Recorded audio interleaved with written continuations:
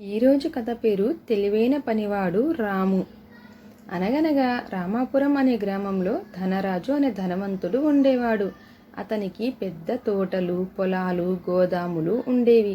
ఆస్తి ఎంత ఉన్నా అతను మంచి మనసున్నవాడు. అతని దగ్గర రాము అనే యువకుడు పనివాడిగా ఉండేవాడు. రాము చాలా తెలివైనవాడు, చురుకైనవాడు. కానీ కొన్నిసార్లు తన తెలివిని, అల్లరిని పనులకు కూడా ఉపయోగించేవాడు. ఒకరోజు ఉదయం ధనరాజు రాముని పిలిచి, రాము, నేను పక్క ఊరికి వెళ్తున్నాను, ఇంటిని జాగ్రత్తగా చూసుకో, సాయంత్రానికి వచ్చేస్తాను అన్నాడు. అలాగే అయ్యగారు, మీరు నిశ్చింతగా వెళ్ళిరండి అన్నాడు రాము. ధనరాజు వెళ్ళిన కొద్దిసేపటికే అతని స్నేహితుడు సత్యం వచ్చాడు. అతని చేతిలో ఒక బుట్ట నిండా మామిడి పండ్లు ఉన్నాయి.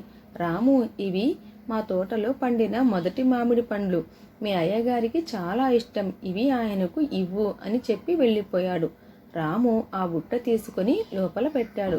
బుట్ట నిండా బంగారు రంగులో మెరిసిపోతున్న మామిడి పండ్లు కనిపించాయి. వాటి సువాసనతోనే నోరూరిపోయింది. ఒక్కటి తింటే ఏమవుతుంది అనుకున్నాడు. ఒక పండు తీసుకుని కోశాడు. ఆ ముక్క నోట్లో పెట్టుకున్నాడు. అబ్బా, ఎంత తీయగా ఉందో అనుకున్నాడు. ఒక్క ముక్కతో ఆగలేక ఇంకో ముక్క తిన్నాడు. కొద్దిసేపటికి ఆ పండు పూర్తిగా తిన్నాడు. సరే, ఇంకోటి మాత్రమే అన్నాడు. అలా ఒకటి తర్వాత ఒకటి తింటూ ఉండగా తనకు తెలియకుండానే బుట్టలోని పండ్లన్నీ తినేశాడు. అప్పుడే బయట నుంచి ధనరాజు గొంతు వినిపించింది. రాము, నేను వచ్చేశాను అని. రాము ఒక్కసారిగా భయపడ్డాడు. బుట్టలో చూశాడు. పండ్లు ఏవీ లేవు, కేవలం టెంకలు మాత్రమే ఉన్నాయి. అయ్యో, ఇప్పుడు ఏమి చెయ్యాలి అని తల పట్టుకున్నాడు. కానీ వెంటనే ఒక ఉపాయం ఆలోచించాడు. ధనరాజు లోపలికి వచ్చి, రాము, సత్యం మామిడి పండ్లు ఇచ్చాడట కదా, తీసుకురా అన్నాడు. రాము అమాయకంగా, అయ్యగారు, నేను బుట్ట ఇక్కడే పెట్టాను, కానీ ఒక కోతి వచ్చి అన్నీ తీసుకెళ్ళిపోయింది అన్నాడు. ఏమిటి, కోతి తీసుకెళ్ళిందా అని ఆశ్చర్యపోయాడు ధనరాజు. అవును అయ్యగారు, నేను తరిమేలోపే చెట్టు ఎక్కి పారిపోయింది అన్నాడు. ధనరాజుకు కొంచెం అనుమానం వచ్చింది, కానీ ఏమీ అనలేదు. మరుసటి రోజు ధనరాజు ఒక పరీక్ష పెట్టాలని నిర్ణయించుకున్నాడు.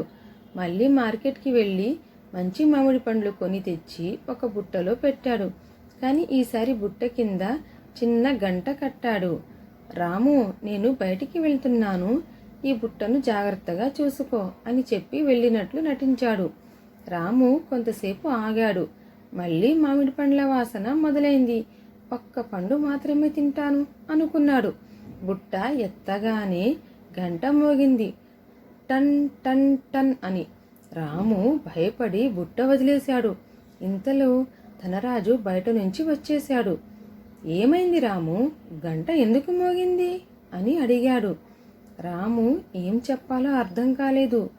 చివరికి తలదించుకుని, అయ్యగారు, నిజం చెబుతున్నాను, నిన్నటి పండ్లు కోతి తినలేదు, నేనే తిన్నాను అన్నాడు.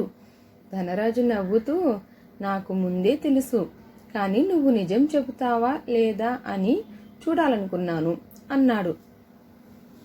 రాము సిగ్గుపడ్డాడు. నన్ను క్షమించండి అయ్యగారు, ఇకపై అబద్ధం చెప్పను అన్నాడు. ధనరాజు, తప్పు చేయడం కంటే దాన్ని దాచడానికి అబద్ధం చెప్పడం ఇంకా పెద్ద తప్పు.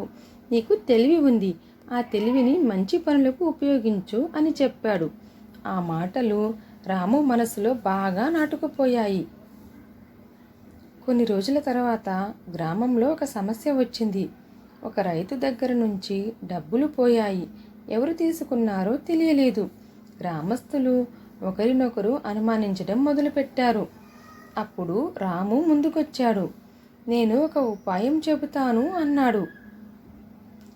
అతను ఒక పెద్ద కుండ తీసుకువచ్చి, దొంగ ఈ కుండలో చేయి పెడితే కుండ నల్లగా మారుతుంది అని చెప్పాడు. అందరూ ఒక్కొక్కరిగా చేయి పెట్టారు. నిజానికి కుండలో ఏమీ లేదు, కానీ దొంగ భయంతో చేయి పెట్టలేదు. అందరి చేతులు చూసిన రాము దొంగ ఇతనే అని చూపించాడు. ఎలా తీసుకున్నావు అని అడిగారు. మిగతా అందరూ చేయి పెట్టారు, ఇతడు మాత్రమే భయంతో పెట్టలేదు అన్నాడు. అందరూ రాము తెలివిని మెచ్చుకున్నారు. అప్పటి నుంచి రాము గ్రామంలో మంచి పేరు సంపాదించాడు. తన తెలివిని ఇకపై మోసాలకు కాదు, మంచి పనులకు ఉపయోగించడం మొదలుపెట్టాడు. కొన్నేళ్ల తర్వాత ధనరాజు తన వ్యాపారాల బాధ్యత మొత్తం రాముకి అప్పగించాడు. ఒకప్పుడు పండ్ల కోసం అబద్ధం చెప్పిన రాము ఇప్పుడు అందరి నమ్మకం గెలుచుకున్నావు అని అన్నాడు. రాము నవ్వుతూ, అది మీ వల్లే అయ్యగారు, మీరు నన్ను శిక్షించకుండా మంచి దారి చూపించారు అన్నాడు. ఆ రోజు నుంచి రాము గ్రామంలో నిజాయితీ, తెలివితేటలకు ప్రతీకగా నిలిచిపోయాడు. ఈ కథ యొక్క నీతి ఏమిటంటే, తెలివి గొప్పది, కానీ నిజాయితీతో కలిసి తెలివి మరింత గొప్పది. Thanks for watching.